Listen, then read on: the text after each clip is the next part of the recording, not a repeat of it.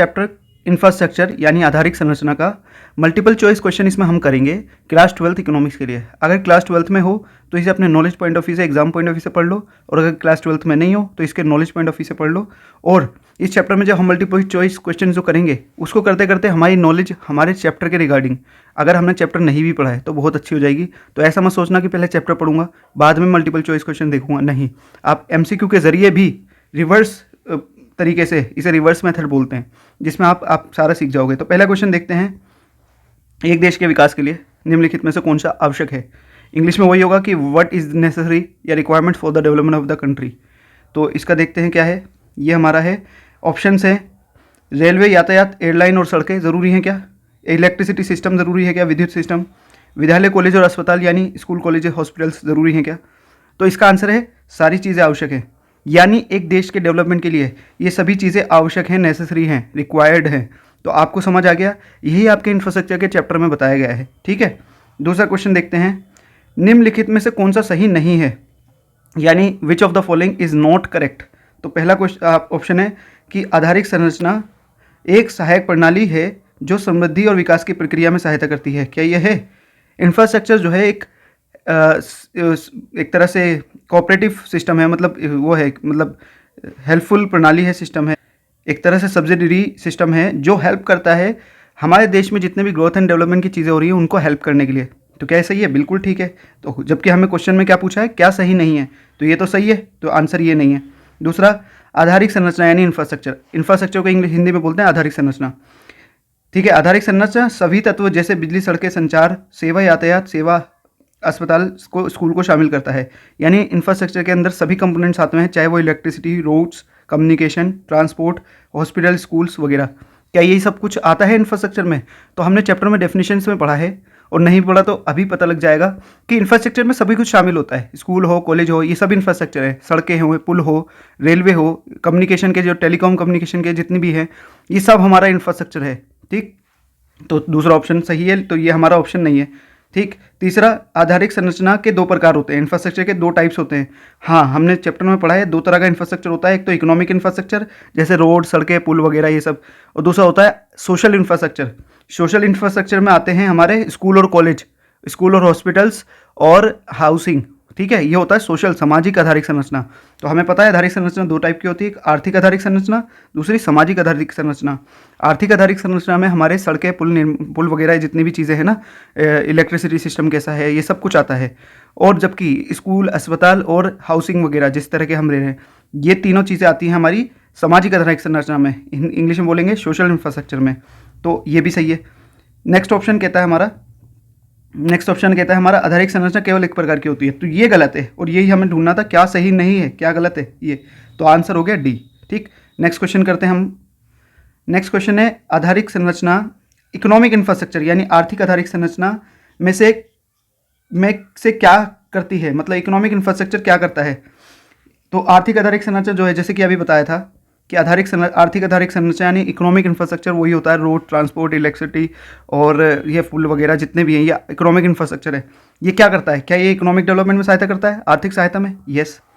क्या इससे बिजली से यातायात, सड़कें और संचार, कम्युनिकेशन सेवा शामिल होते हैं? बिल्कुल ठीक। क्या इसमें सामाजिक संरचना के लिए भी सहायक है? क्या ये सोशल इंफ्रास्ट्रक्चर के लिए भी हेल्पफुल है? एक बार बताओ, अगर आपकी सड़कें ठीक होंगी तो आपकी स्कूलिंग एजुकेशन, स्कूल कॉलेजेस ज़्यादा होंगे नहीं होंगे? आपके देश में इंजीनियर्स ज़्यादा बनेंगे नहीं बनेंगे? डॉक्टर्स ज़्यादा बनेंगे नहीं बनेंगे? तो इसका मतलब इकोनॉमिक इंफ्रास्ट्रक्चर और सोशल इंफ्रास्ट्रक्चर, जो कि सोशल इंफ्रास्ट्रक्चर क्या है, स्कूल, कॉलेज, स्कूल, हॉस्पिटल्स और ये आपका हाउसिंग, तो ये दोनों इंटरलिंक्ड है, इकोनॉमिक इंफ्रास्ट्रक्चर और सोशल इंफ्रास्ट्रक्चर, यानी आर्थिक आधारिक संरचना और सामाजिक आधारिक संरचना एक दूसरे से मिला हुआ है, जुड़ा हुआ है, लिंक है। यानी इकोनॉमिक इंफ्रास्ट्रक्चर का अगर डेवलपमेंट होगा तो सामाजिक आधारिक संरचना का भी डेवलपमेंट होगा। तो तीसरा ऑप्शन बिल्कुल ठीक है कि हाँ, ये हेल्पफुल है सामाजिक आधारिक संरचना में।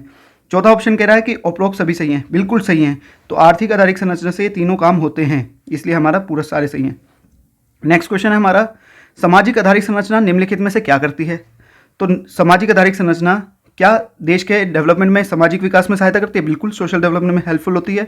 हमारे देश में ज़्यादा डॉक्टर्स, ज़्यादा टीचर्स, ज़्यादा रिसर्चर्स, ज़्यादा साइंटिस्ट होंगे तो हमारे देश का सामाजिक विकास होगा, बिल्कुल ठीक। इसमें स्कूल, कॉलेज, अस्पताल, नर्सिंग होम आते हैं। बिल्कुल। सोशल इंफ्रास्ट्रक्चर में क्या क्या बताया था अभी, सामाजिक आधारिक संरचना में आता है स्कूल, हॉस्पिटल्स, हाउसिंग वगैरह ये सब, तो बिल्कुल ठीक है, school, college, hospitals, nursing home वगैरह आते हैं सोशल इंफ्रास्ट्रक्चर में। तीसरा ऑप्शन है, इसके द्वारा मानव संसाधन मानव पूंजी बन जाता है।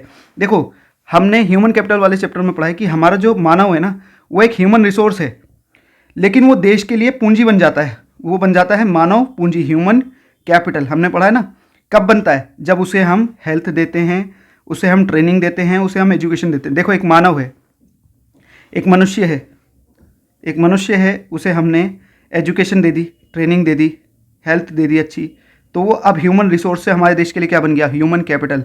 इंग्लिश में बोलते हैं इसे, मानव संसाधन से बन गया मानव पूंजी, हमारे देश के लिए पूंजी बन गया। तो आपको समझ आ गया कि सामाजिक आधारित संरचना अच्छी होगी अपने देश की तो मानव संसाधन मानव पूंजी बन जाएगा। तो आंसर क्या होगा इस क्वेश्चन का, इस क्वेश्चन का आंसर होगा उपरोक्त सभी, कि वो देश का सामाजिक विकास भी करता है, सामाजिक आधारित संरचना, देश में स्कूल, अस्पताल वगैरह इसमें शामिल होते हैं, और मानव संसाधन को मानव पूंजी बनाता है। नेक्स्ट क्वेश्चन है हमारा पांचवा, निम्नलिखित में से कौन सा गलत है, यानी गलत को ढूंढना है, यानी सही को छोड़ देना है। तो पहला, यदि मानव संसाधन को शिक्षा, स्वास्थ्य, प्रशिक्षण प्रदान किया जाए तो वो मानव पूंजी बन जाता है। जब हम एक ह्यूमन रिसोर्स को, मैंने अभी बताया था कि एक ह्यूमन रिसोर्स को हम एजुकेशन दे, ट्रेनिंग दे और हेल्थ दे, तीन चीज़ें, एजुकेशन, ट्रेनिंग और हेल्थ, तीन चीज़ों पे ध्यान रखो। अभी हमने एक बच्चा था, हमारी एनसीईआरटी में एक कहानी भी होती है कि दो बच्चे हैं, एक को हमने एजुकेशन, ट्रेनिंग और हेल्थ दी तो वो पढ़ लिख के इंजीनियर बन गया, अच्छी नौकरी कर रहा है, और एक बच्चे को ना हेल्थ मिली, उसके जो है बीमारी भी है उसके अंदर, वो प्रोडक्टिव काम नहीं कर सकता, उसको हमने एजुकेशन भी नहीं दी और ट्रेनिंग भी नहीं दी, तो अब वो कहीं सामान, छोटी मोटी दुकान करके सामान बेच रहा है। तो हमें क्या सीखने को मिला उस कहानी से, हमें उस कहानी से ये सीखने को मिला कि जब हम मानव संसाधन को शिक्षा, स्वास्थ्य और प्रशिक्षण प्रदान करते हैं, यानी ट्रेनिंग प्रदान करते हैं, स्किल्स देते हैं, तो मानव संसाधन बन जाता है मानव पूंजी, यानी ह्यूमन रिसोर्स बन जाता है हमारा ह्यूमन कैपिटल। इसके बाद दूसरा ऑप्शन क्या कहता है, आर्थिक आधारित संरचना और सामाजिक आधारित संरचना एक दूसरे के पूरक हैं, यानी एक दूसरे के कॉम्प्लीमेंट्री हैं, एक दूसरे के लिए ज़रूरी हैं। बिल्कुल ठीक है, तो ये भी हमारा, ये भी सही है, ये भी सही है, तो अभी गलत नहीं मिला है हमें ऑप्शन। तीसरा ऑप्शन कहता है, केवल आर्थिक आधारित संरचना होने से देश में विकास हो सकता है, चाहे कुशल, शिक्षित, प्रशिक्षित लोग ना हों। क्या ऐसा पॉसिबल है कि अपने देश में इकोनॉमिक इंफ्रास्ट्रक्चर तो बहुत अच्छा है, यानी आर्थिक आधारित संरचना जो कि है रोड्स, ट्रांसपोर्ट वगैरह, कम्युनिकेशन वगैरह, ये सब बहुत अच्छा है, लेकिन मान लो एयरलाइंस वगैरह सब हैं और सब कुछ है, लेकिन अपने देश में पढ़े लिखे लोग नहीं हैं, ट्रेंड लोग नहीं हैं, हेल्दी लोग नहीं हैं, तो क्या देश का विकास होगा? नहीं होगा। यही आंसर है, क्योंकि हमें ढूंढना कौन सा गलत है, तो यही गलत है, यानी ये आंसर है। चौथा पॉइंट एक बार पढ़ लेते हैं, आर्थिक आधारिक संरचना से देश में उत्पादन व उत्पादकता दोनों बढ़ती है। अगर देश में इंफ्रास्ट्रक्चर अच्छा है तो देश में प्रोडक्शन और प्रोडक्टिविटी दोनों बढ़ती है। देखो, प्रोडक्शन और प्रोडक्टिविटी दोनों अलग चीज़ें हैं। जैसा आपको पता होगा, प्रोडक्शन का मतलब कितना प्रोडक्शन हो रहा है, और प्रोडक्टिविटी का मतलब है कि एक इतना रॉ मटेरियल लगाने पे प्रोडक्टिविटी, मान लो पहले 1 घंटे में आपकी फैक्ट्री 100 पेन बना रही थी, 100 पेन बना रही थी, आज की डेट में 1 घंटे में 10 वर्कर 200 पेन बना रहे हैं, तो प्रोडक्टिविटी क्या हो गई? बढ़ गई। उत्पादकता बोलते हैं इसे हिंदी में, उत्पादकता बढ़ गई। तो देश में अगर अच्छा होगा तो दोनों चीज़ें हमारी, जो उत्पादन और उत्पादकता दोनों बढ़ जाएंगे। ठीक, नेक्स्ट क्वेश्चन की तरफ बढ़ते हैं। एक अच्छी आधारिक संरचना निम्नलिखित में से क्या क्या बढ़ाता है या बढ़ाती है? एक गुड इंफ्रास्ट्रक्चर क्या क्या बढ़ाएगा? तो क्या वो कृषि उत्पादन और औद्योगिक उत्पादन दोनों बढ़ाएगा? बिल्कुल ठीक है, एग्रीकल्चर प्रोडक्शन। भाई एक बात बताओ, एग्रीकल्चर में अगर अच्छे से ज़्यादा मशीन मिल जाएंगी, ज़्यादा टूल्स मिल जाएंगे, फर्टिलाइजर्स कहाँ से आएगा? इंडस्ट्री से आएगा। इंडस्ट्री का फर्टिलाइजर कहाँ यूज़ होगा? एग्रीकल्चर में यूज़ होगा। तो एक अच्छा इंफ्रास्ट्रक्चर होगा, आप एग्रीकल्चर का प्रोडक्शन दूर दराज शहरों में बेच लोगे, और एक मतलब इससे कृषि उत्पादन भी बढ़ेगा और औद्योगिक उत्पादन भी बढ़ेगा। दूसरा पॉइंट, क्या अच्छी इंफ्रास्ट्रक्चर से हमारा स्वास्थ्य स्तर बढ़ेगा और शिक्षा स्तर? बिल्कुल बढ़ेगा। अगर हमारे देश में सामाजिक आधारिक संरचना यानी सोशल इंफ्रास्ट्रक्चर, स्कूल, अस्पताल वगैरह सब हैं, हाउसिंग अच्छी है, तो अपने देश में हेल्थ स्टेटस बढ़ेगा, एजुकेशन लेवल भी बढ़ेगा, दोनों चीज़ बिल्कुल ठीक। तीसरा पॉइंट, इन्वेस्टमेंट व फॉरेन डायरेक्ट इन्वेस्टमेंट और टूरिज्म बढ़ेगा। हिंदी में बोलते हैं इन्वेस्टमेंट, निवेश, विदेशी प्रत्यक्ष निवेश। विदेशी प्रत्यक्ष निवेश का मतलब होता है एफडीआई। एफडीआई का मतलब होता है जब हम दूसरे देश वाले हमारे देश में निवेश करते हैं और उसमें मालिकाना हक प्राप्त हो जाता है। जैसे बाहर की कोई कंपनी है, Hyundai है, और यहाँ पे आके प्रोडक्शन कर रही है, सुजुकी है, यहाँ पे आके प्रोडक्शन कर रही है, और भी बहुत सारी कंपनियाँ, वोडाफोन थी, मतलब वोडाफोन है। तो इसके बाद अब देखो, ये जो है क्या कह रहा है कि अच्छा एक इकोनॉमिक इंफ्रास्ट्रक्चर निम्नलिखित में से क्या क्या बढ़ाता है? तो भैया कृषि उत्पादन, उत्पादन दोनों बढ़ाता है, हेल्थ स्टेट और एजुकेशन लेवल भी बढ़ाता है, इन्वेस्टमेंट और एफडीआई भी बढ़ाता है, टूरिज्म भी बढ़ाता है, और क्या बाह्य प्रापण। बाह्य प्रापण क्या होता है? शॉर्ट में जल्दी से बता देते हैं। बाह्य प्रापण को इंग्लिश में बोलते हैं आउटसोर्सिंग।